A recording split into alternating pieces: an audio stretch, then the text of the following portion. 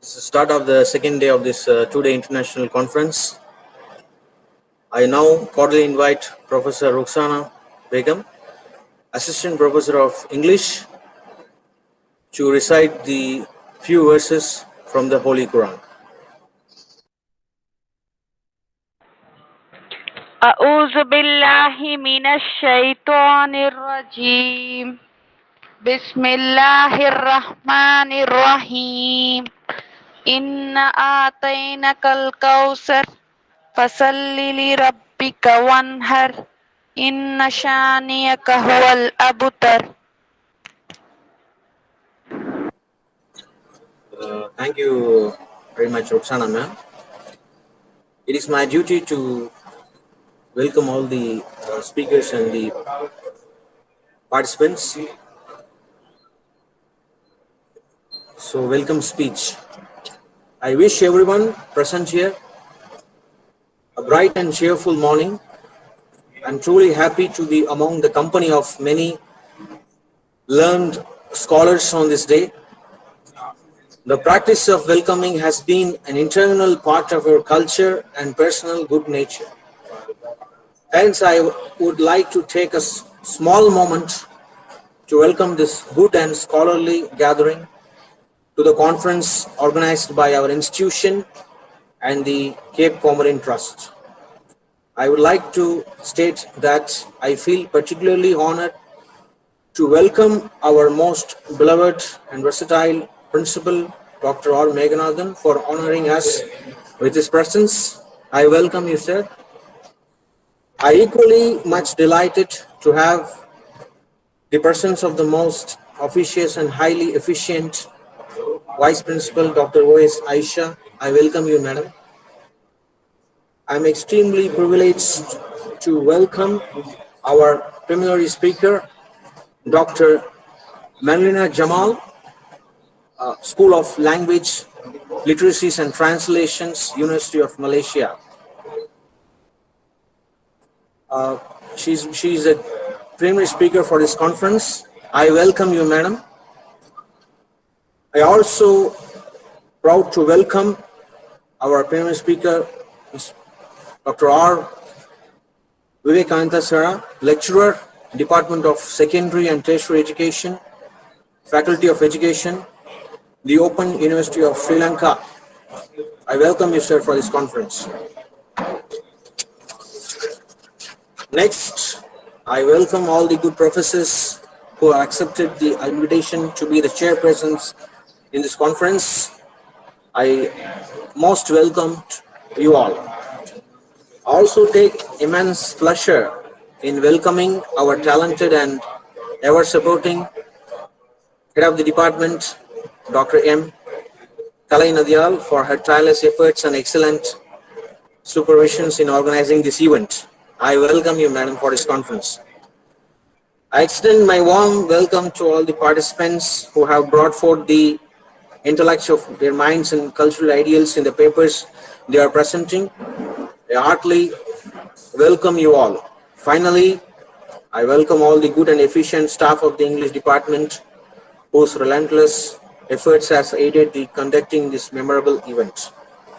I welcome you all and wish all the participants luck. Thank you. I cordially invite Dr. Kalai Nadial, Head of Department English, Women's of the College, the premier speaker, Dr. Marlena Jamal.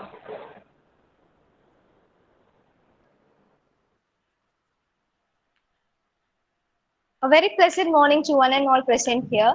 We have gathered here to witness the demonstration of skills and knowledge for the second successful day of the great event in one of the academic activities of our great institution. In this gathering of the learned scholars, I am very much honored and take great privilege to introduce our plenary speaker and resource person, Dr. Mallina Jamal. We are extremely pleased to have a highly intellectual scholar like her among us because of her outstanding credentials. However, let me try to provide you with the minimum length of her magnificent credentials. Dr. Mallina Jamal is teaching at the School of Languages, Literaries and Translation at University Saints Malaysia, Penang. She holds a doctoral degree, PhD in critical discourse analysis from University Sains, Malaysia. Her area of specialization is critical discourse analysis.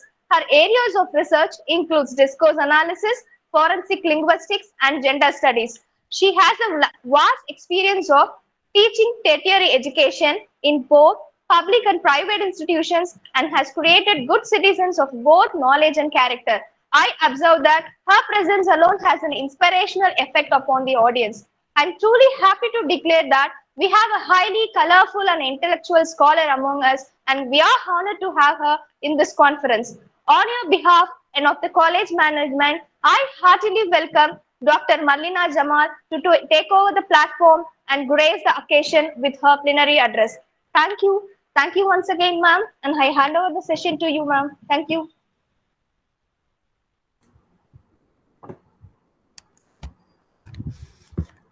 A very good morning to all the scholars present in today's session, and thank you so much, ma'am, for the wonderful introduction. I'm really glad to be and also honored to be given this opportunity to share some very tiny knowledge that I have with all of you, and I'm really excited to have sharing session with all of you, and I'm expecting a wonderful session ahead. Before I begin, let me just share my slide with you.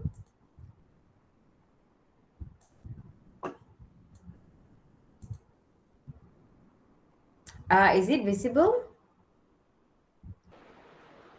Yes, ma'am. Yes. I'm not able to share a slideshow because previously when I did that, I found that whenever I'm speaking, the slide is not moving. So I'm going to make it this way. Is it okay?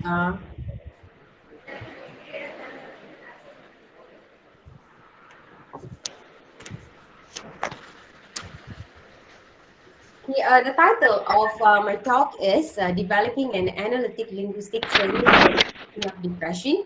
And my name is Marlina Jamal. I teach at the School of Languages, Literacies and Translation, University Science Malaysia, Penang, Malaysia. And at the bottom here is my email address. So if after the session, any of you would like to actually have, any question, would like to have any kind of collaboration with me, you can email me at this particular email address. The topic that I am going to be sharing with all of you today is basically a research that I and a few of my colleagues are working on currently. It is not a completed project; it's still working process. Nevertheless, I would like to share with all of you what we are currently doing and some of the preliminary findings that we already have throughout our research process. The title of my talk today is Developing an Analytic Linguistic Framework for Detection of Depression. And here's how the session is going to be, organized. We will start by looking at the statement of problem. What is the predominant issue that revolves the topic that I am going to be discussing about, the research focus, which then we will be moving a little bit into the literature review by looking at pertinent theories and also elements associated closely with our research topic.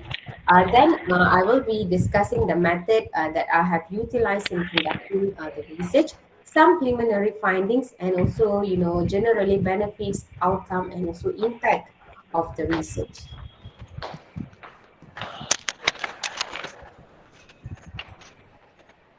Okay, let us start by looking at the statement of problem.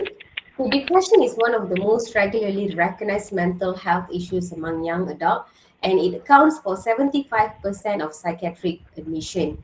And the National Health and Morbidity Survey in 2017, it states that 25% of Malaysians are देखो diagnosed with depression. Programme चल रहा है, मैं call नहीं कर सकती, मुझे इसमें रहना है, ठीक है, शाम तक चले, कॉल नहीं कर सकती. Sorry, is anyone speaking? Can you please mute your mic? Sorry.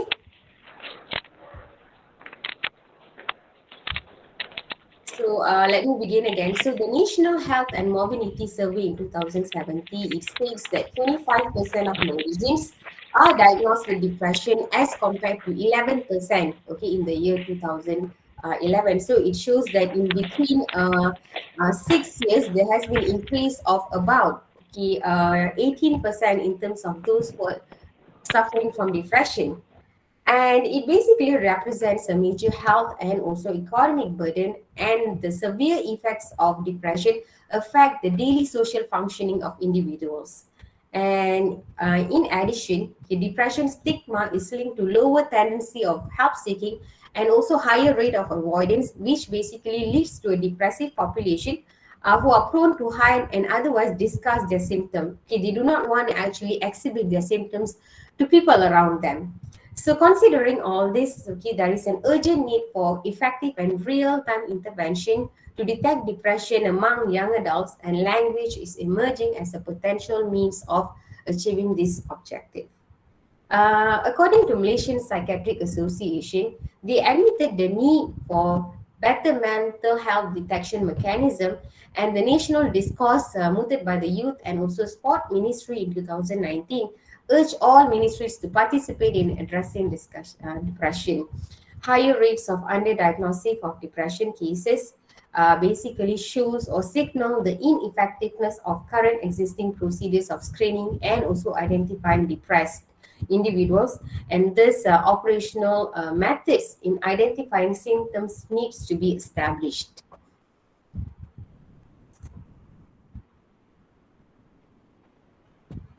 Scholars such as Lees et al. In 2019 suggest the efficiency of social media as a vital source of health-associated information, which can be used as an avenue to detect and also predict affective conditions such as depression.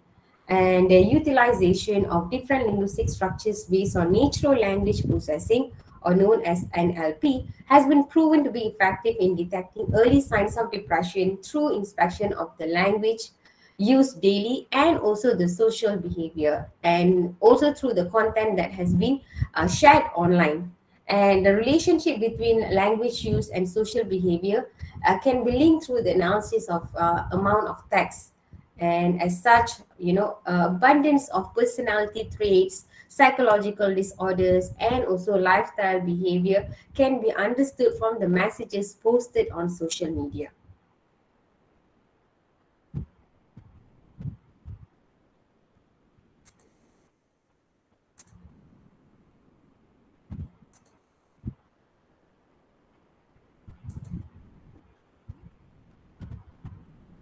Identifying people with depression and also post-traumatic disorders through social media platform have been conducted in the West. In fact, there are a lot of studies, just to mention a few, have D. Chowdhury, Coppersmith, Bourbon.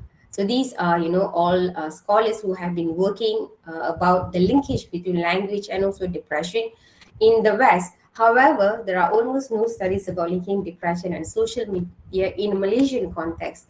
This, we scholars, myself and my colleagues, we have decided to investigate the linguistic patterns used by young Malaysian adults and develop a linguistic framework based on the correlation derived from the discourse analysis in detecting depression.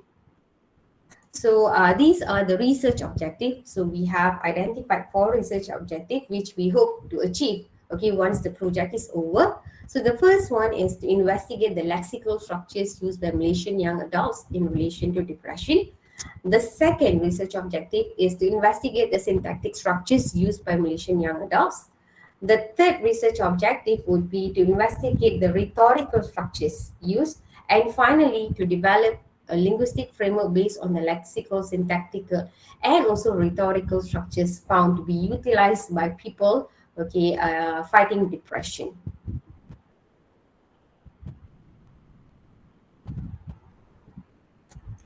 We will move on to the literature review. We will start by looking at a little bit of introduction into depression. Depression has become an excessive public anxiety, and it is an integral part of a sustainable development goal to transform the world by 2013. And depression is defined as perpetual or continuous sadness and lack of interest, and motivation, and this can basically affect sleep, appetite, and also may drive an individual to commit suicide. This is according to World Health Organization in 2020. They further reiterate the lack of diagnosis, treatment, and support for individuals undergoing depression, especially in low and middle income countries. And scholars suggest that given the issue of underdiagnosis and undertreating, researchers need to extend the possibility of screening method in detecting depression.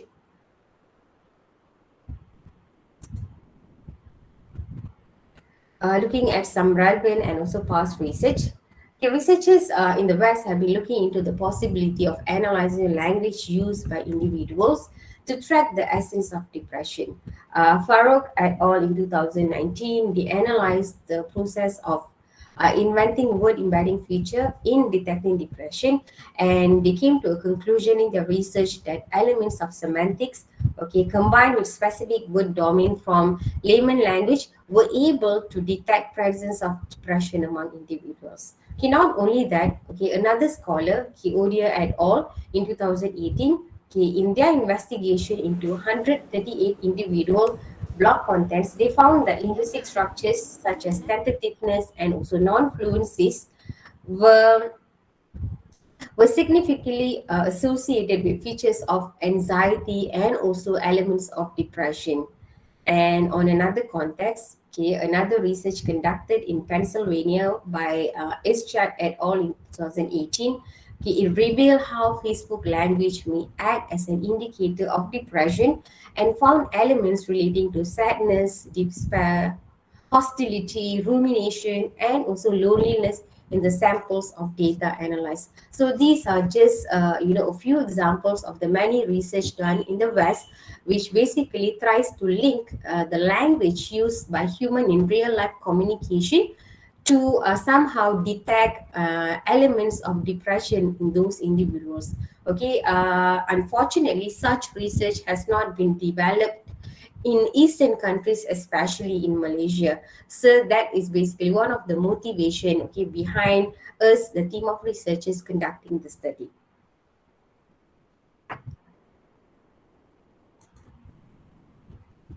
So in analyzing the data, okay, we will be utilizing discourse analysis method. Okay, let me just explain very briefly what discourse analysis is. Discourse analysis refers to the various methods of analyzing written and spoken language beyond its literal translation, and it focuses on the use of language in real social setting. Okay, discourse analysis reflects on the use of language in real life situation, and discourse analysts, okay, people who actually conduct discourse analysis, usually focus on the effect of language in different contexts. Okay, they look at how cultural elements carry roles in the production and also interpretation of language. They also look at how ideologies, values, and mental assumption are communicated, and how the language is used in related to the reproduction of political, structural, and also social contexts. And discourse analysis is chosen in this study as it not only focuses on the linguistic elements used in communication context, but at the same time, it also focuses on the social aspect of communication itself. Okay, like the ways people use language to achieve a particular effect. For example, to evoke emotion, to create doubt, to build trust. And analyzing discourse involves several qualitative and interpretive method, and this method we found to be useful in analyzing either small or large number of textual data. And elements for analysis under discourse analysis, okay, includes lexical structures, syntactic or grammatical structures, genre of the communication event, non-verbal elements, and also conversational codes such as turn-taking, politeness, and also interruption.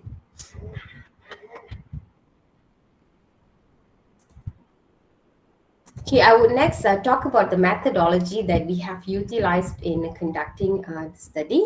Okay, and the research basically follows a qualitative design. So our research is purely qualitative, whereby data are collected through tweet samples.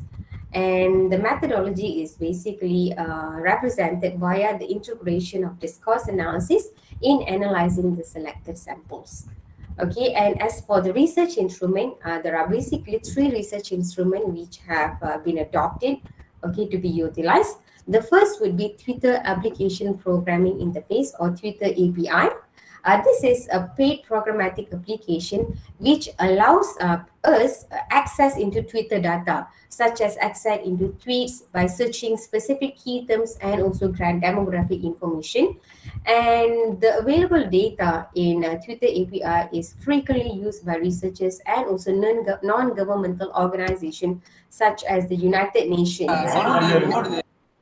The United Nations, for example, have used this application to detect misinformation in relation to public health.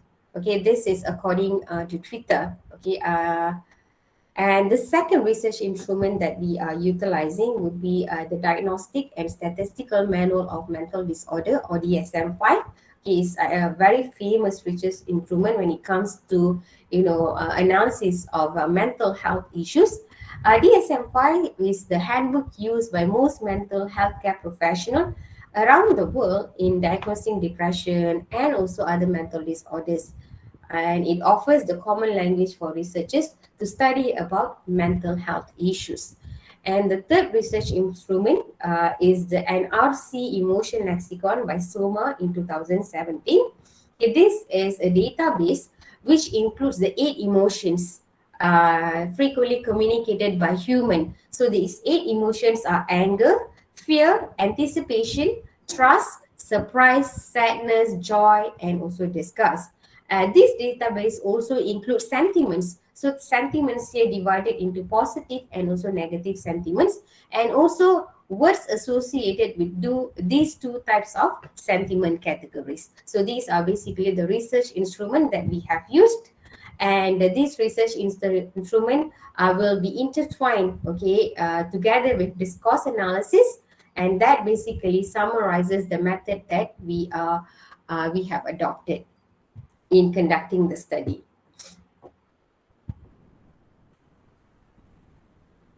Okay, next would be the sample selection. We actually utilize criterion sampling method, to gather relevant tweets for the purpose of this study. Criterion sampling is actually a process of sampling that involves selecting cases that meet some predetermined criterion of importance, because in our research we already have some kind of criteria that the tweets have to actually be in order for it to be accepted as part of the data. And the initial step in sample selection, it comprises selecting Twitter users and tweet compilation in English language. Okay, so that means all the tweet, it has to be written in English language, and it has to be fit the specific criteria using the Twitter API. So that means respondents, is restricted to Malaysians, and they have to be between the age of 18 and also 35 years old. Other demographic factors such as gender, ethnicity, and religion is disregarded. So that means we are not taking into consideration variables, that relates to gender, ethnicity, and also religion. And the tweet chosen were the one published between September 2020 and also March 2021. And actually this time period is randomly chosen. Discourse analysis usually opt for random timeline sampling. Okay, hang on. Yes, doctor. Oh, it's gone. Okay. Okay, hang on. I was told that my PPT is gone. Okay, sorry about the technical error. Is it visible right now? Yes, ma'am. Okay, I'm so sorry. Thank you, Dr. Regine, for pointing that out. Okay, let me continue. So I was talking about the tweets, that were chosen were the one published between September 2020 and also March 2021. This timeline is actually randomly chosen, and there's no specific reason why this particular timeline is chosen, because discourse analysts usually opt for random timeline sampling.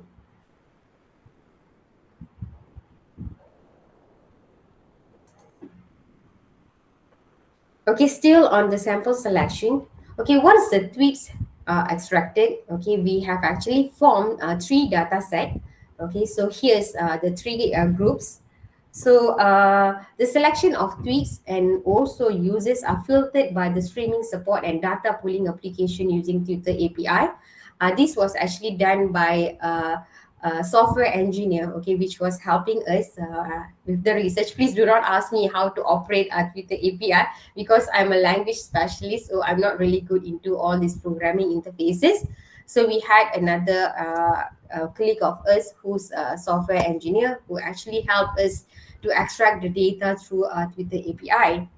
So the selection of potential users suffering from depression are based on the most used English word used by patients diagnosed with depression, and key terms and word selection were made based on the diagnostic and also statistical manual of mental disorders. So that means we took certain key terms that we found from DSM-5, and we actually do a more like a search on the Twitter API to extract possible and also relevant tweets.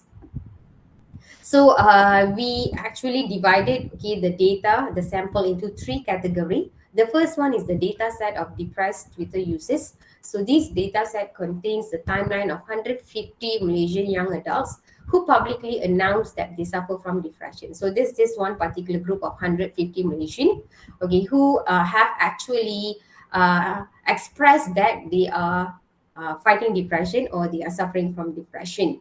So the second group would be the data set of control group, and this consists of 500 randomly selected Malaysian young adult tutors. And these 500, some of them might have depression, some of them might not have depression. We are not sure. Okay, so that is basically the control group. And the third group would be the data set of depressive tweets. So this data set is the manual selection of tweets indicative of depression taken from depressive Twitter users. So we have basically divided the data into all these kind of three data set category.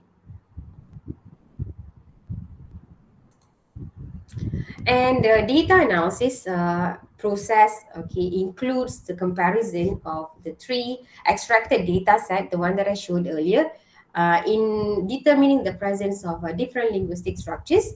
And for the purpose of this research, we have restricted the linguistic structures into three different categories: the lexical structures, the grammatical or syntactic structures, and also the rhetorical structures. So analysis of lexical structures will be performed by inspecting usages of nouns.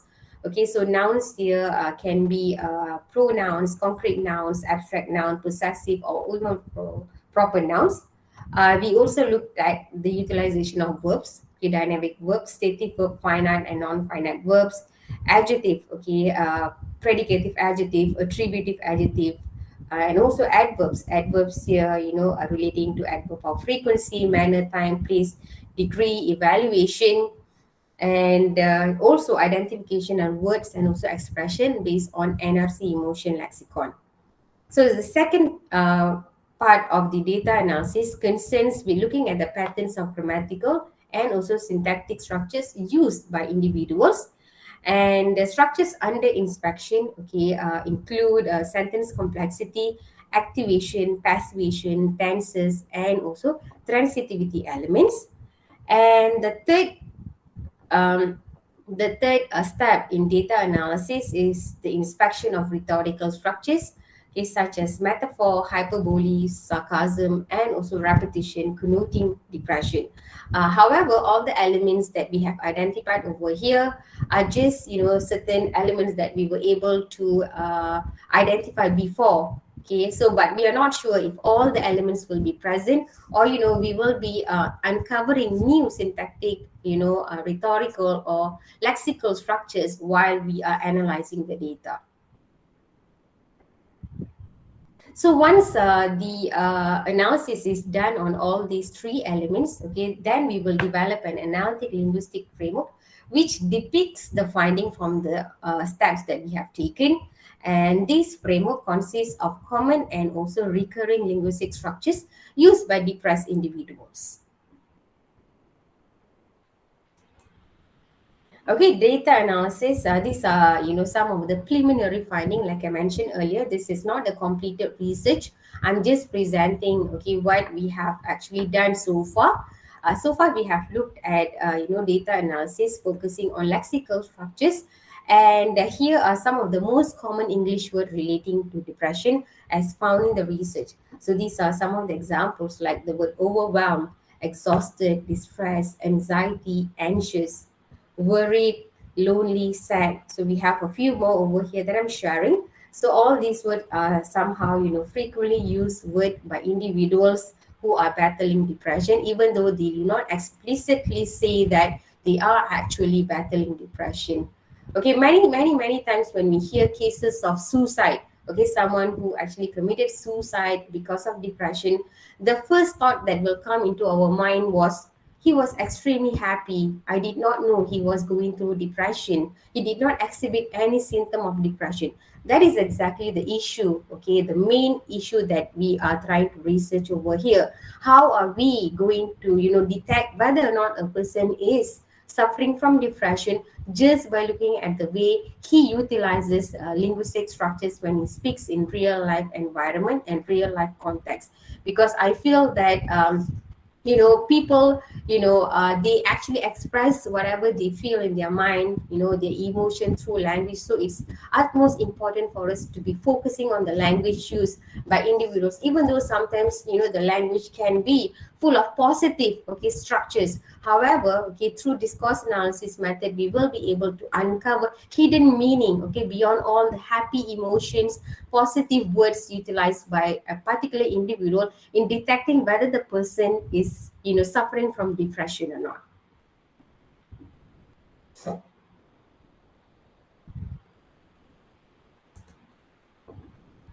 And the benefits and outcome of the research.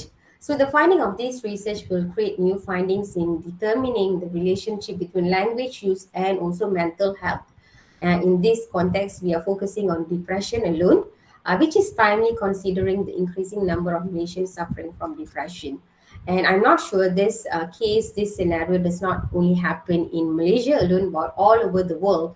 Okay, we have a huge amount of people who are battling mental health issue, and this is a crucial, what do you call, issue that needs to be addressed upon, considering the pandemic that is going on right now. Okay, people are confined to their homes, and that basically worsens, okay, the already bad situation relating to mental health issues. And another benefit or outcome of this research is this study will propose a new methodology in analyzing mental related issue through linguistic inspection, which at current time is non-existent in a Malaysian context. And at the same time, the study will also develop a new analytical linguistic framework in detecting signs and symptoms of depression among young Malaysian adults, who are highest risk group to develop mental health issues. And the potential application. The instrument used in this study, such as the Twitter application programming interface, the Diagnostic and Statistical Manual of Mental Disorder, and NRC Emotion, are usually used in sciences and rarely used in language-based context. So through this research, we are trying to introduce these kind of new instruments to be utilized in language-based research. And the study also introduces the suitability of the application of this instrument as part of linguistic analysis, how certain technological instrument can be intertwined with linguistic analysis, okay, to be adopted by language researchers in future. So basically, this whole motivation behind this research, 2 years ago, we had a student in our faculty who committed suicide. He's a first year engineering student who he committed suicide because of the low grade that he gets in the final examination. And everybody was taken aback because the student did not exhibit any symptoms of depression. So when we and my colleagues, we were having discussion, we were discussing about the issue, and we were also talking about how surprising it was to see someone who's extremely happy, who did not exhibit any symptoms of depression, to take his life in such a drastic manner.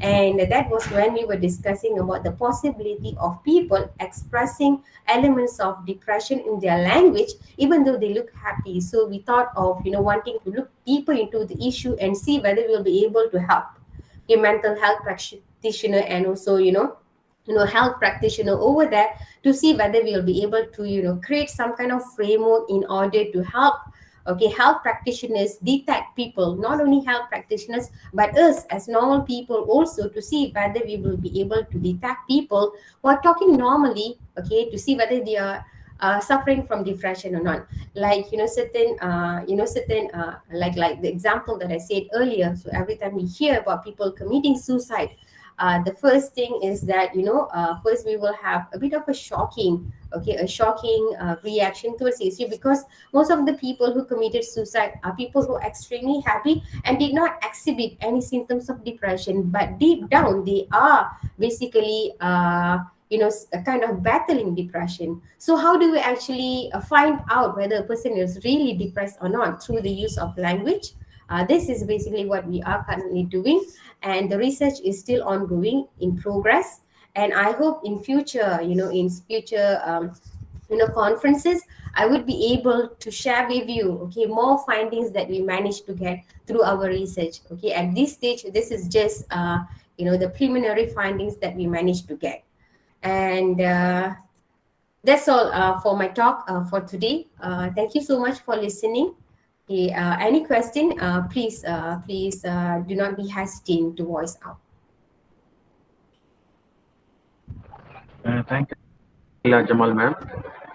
Any questions from the audience? You can ask, ma'am. Any questions from the audience, please?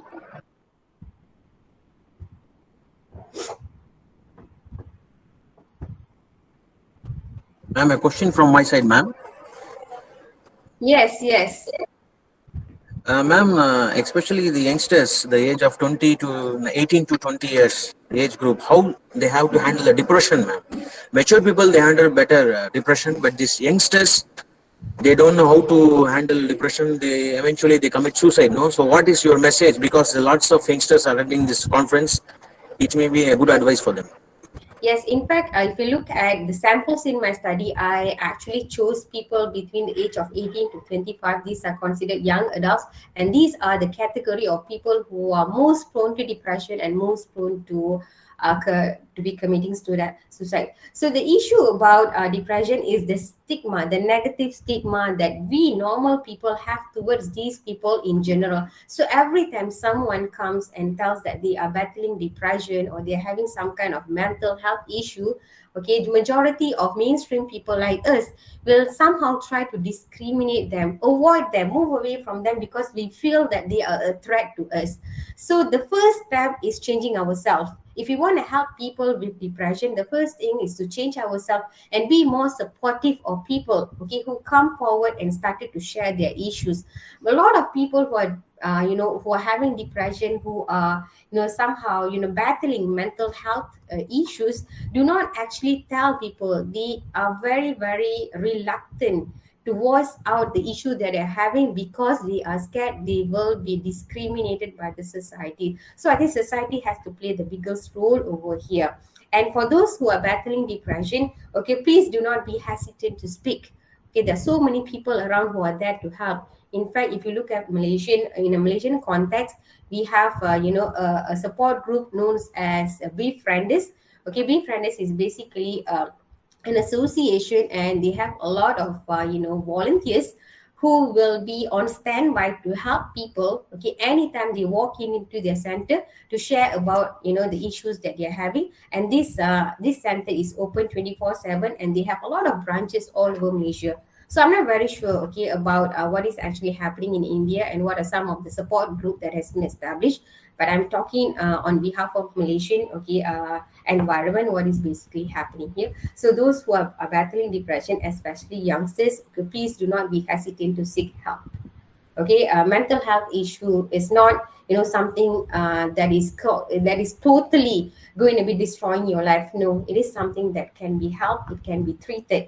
So please do not be hesitant to seek help. And us, as a society, we have to be welcoming. We have to welcome all these people. By being by being a supportive. By being a supportive element to all these people. So a lot of people, especially the one who's battling depression, are very hesitant to voice out, to speak, is because of the negative stigma that is associated with them, because they are very scared they will be discriminated upon society. In fact, generally, okay, when we hear people, battling depression, we always think they are crazy people. They are mental people. Okay, they are completely crazy. So they are going to be harmful to us. They will be able to attack, okay, us. They are dangerous, okay, to be with. So these are some of the wrong impression that society have largely, okay, on people who are battling depression. That has to change. So I think, in order for us to fight this issue, okay, change has to come from two sides, okay, the one who is battling depression and also the society. If both work hand in hand together, and I don't see any reason why the issue, okay, cannot be solved. Okay, thank you very much, ma'am. Any questions from the audience? Can come forward to ask question, please.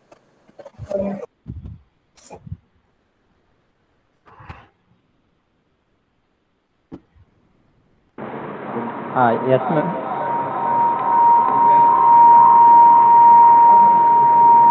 Also, very bad also. Not able to hear you speaking.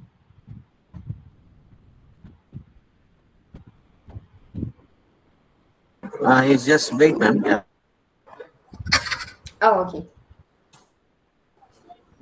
ma'am. Yes. Any more questions? Hello. Yes, ma'am. The COVID period, Yes. the student, the learning, depressions, how to reduce, ma'am. Okay, so I totally understand the type of pressure students are going through the pandemic. In fact, not only student, even us, the academician, the lecturers, are also facing the same kind of stress and also pressure when it comes, because you see what basically happens is the mode of teaching and learning has completely changed. And if normally traditionally we attend classes, we have face-to-face interaction with our lecturers, and also sometimes with a student and teacher interaction, but that is completely gone. Even if you look at what is happening right now, we are having a completely online conference where there's no human touch at all, so we only hear each other, okay, through a device called computer or a phone. So I totally understand the stigma and also the hardship students are going through pandemic. So I think most importantly is, like I said, support group is very important. If you feel that you are a bit stressed, okay, talk to people who you think you can, who you think can help you. Okay, your friends, okay, your family members. Okay, even okay, you can approach your lecturers and also your teachers. I'm sure they will be very supportive. And I'm speaking from my experiences, okay, when I change my teaching method completely from face to face to online due to pandemic. In fact, it has been 2 years since we have been teaching through online mode. I do have students, okay, who have been facing a lot of hardship. First is not being able to commit to deadlines because they are just too overwhelmed with the change, and their body, their mental, their mental is not able to process, okay, the drastic changes that is taking place. So I think in that sense, okay, if you are a student and you are going through this kind of traumas, this kind of difficulties, try to speak up. The first thing that you need to do is to speak and to seek help. Okay, it can be anybody who you are comfortable with. If you think that you're comfortable talking to your friend, okay, voice out to your friend. Okay, because some of us might not be able to communicate well with our parents. So if you think that friends, okay, is the biggest support for you, talk to them. Or you can also talk to your teachers, to your lecturers, okay, about what you're going through, and I'm sure, okay, people will be there to help and people will be completely understanding. Time management is very important as well, okay, and because the wrong time management, okay, can lead to further, okay, element of stress and also anxiety. So please manage your time very well, okay, try to have a balance, okay, timeline between work, studies, and also social life. Do not be too occupied with the study to the extent that you ignore other elements, like ignoring family function. Because if you look at me, I'm the type of person who I advocate, okay, equal importance for social life entertainment, studies, and also work. So that means that kind of balance has to be achieved. There must be some kind of equilibrium in terms of the time that you allocate for social, okay, social, your social life and also your work, or the time that you allocate to study. Because if you study too much, it can be too pressuring for you as well. So make sure at times, okay, when you want to go out, you want to go probably to the cinema to watch me, please go ahead and attend family function, okay, meet your friends, and basically that can actually help. That can actually help.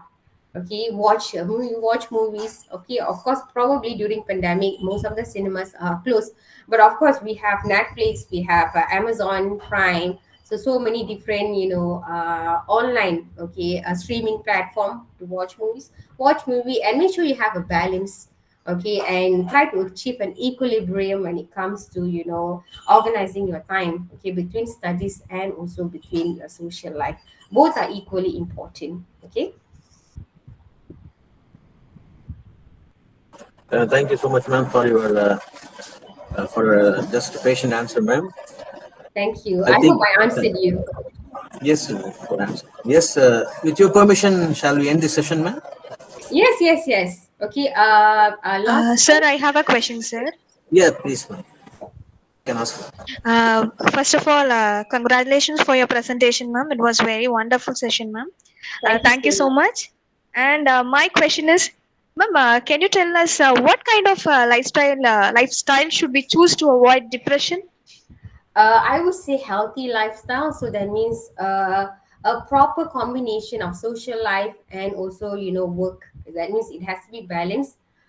Sports, okay, health related activities, go into sports, okay, eat well, okay, eat well. That is also very important, because you see a lot of people who are actually stressed. Sometimes they tend to eat a lot, and that can somehow result in other issues, such as health relating issues.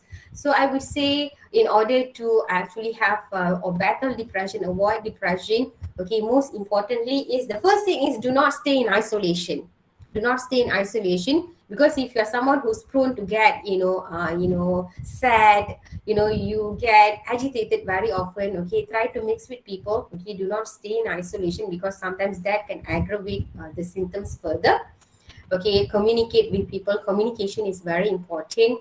Okay, eat well. Okay, eat well, sleep well. Okay, that is also very, very important, because I do see people who sacrifices their sleep time, okay, to do other stuff. Okay, as for myself, I'm the type of person, I make sure I sleep at least 7 to 8 hours a day, even though they say generally adult the minimum sleeping time is 6 hours. But I'm the type of person, I make sure I sleep. Okay, I give importance to my sleeping pattern. That is very important.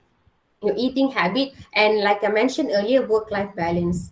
Okay, please make sure you kind of have you give an equal importance to other elements in life, because certain people can have depression because of work. Some students, they have depression because of the stress that they face in their studies. So that means you have to try to take the energy that comes throughout the depression and try to channel it to other platform like sports.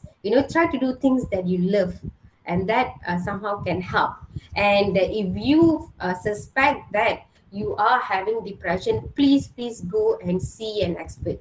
Okay, see a psychiatrist, or see maybe a mentor, or someone who can help you. Do not stop yourself, okay, because there's been this negative connotation about the issue of going to see a psychiatrist. I'm not sure about how it is in Indian culture, but in Malaysian culture, the moment you hear someone visiting a psychiatrist, you will have a completely negative connotation, okay, concerning the person immediately. I think that has to completely change, because a mental health issue is becoming relatively common.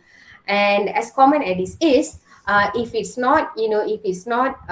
no proper intervention at the correct time, okay, it can result in hazardous result, such as people committing suicide and so on. And recently I understand there are one famous movie star, okay, from India who committed suicide, Sushant Singh Rajput, and the case has become, you know, such a sensationalized case before, because earlier, okay, nobody suspected that he was actually having depression. So I feel, you know, we have to kind of, as a member of the society, we have to be more proactive in supporting those who are battling depression, okay, to throw away all the prejudices, misconceptions, you know, discriminative, what do you say, outlook that we have towards people, okay, who goes to see the psychiatrist, who goes for counseling session. And apart from that, those we as individual, please, we have to ensure that we have proper work-life balance. Okay, we eat, you know, eating is important, okay, sleep is important, okay, try to have enough relaxation, social life, okay, do sports, do things that you love. If you are someone who loves painting, paint, if that makes you happy. So I guess, you know, all this has to be, harmonious with one another. All the many different aspects of life has to be harmonious with one another, okay, for us to live a healthy, okay, live a healthy, and also, a life that is free of mental health issues.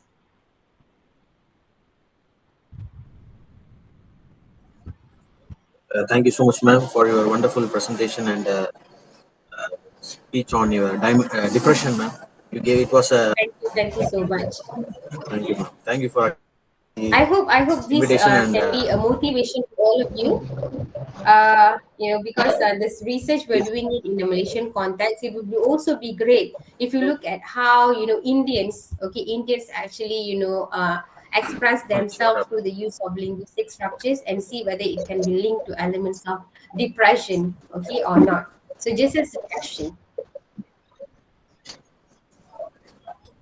Thank Okay. you so much, ma'am. Okay. Thank you everyone for this wonderful opportunity.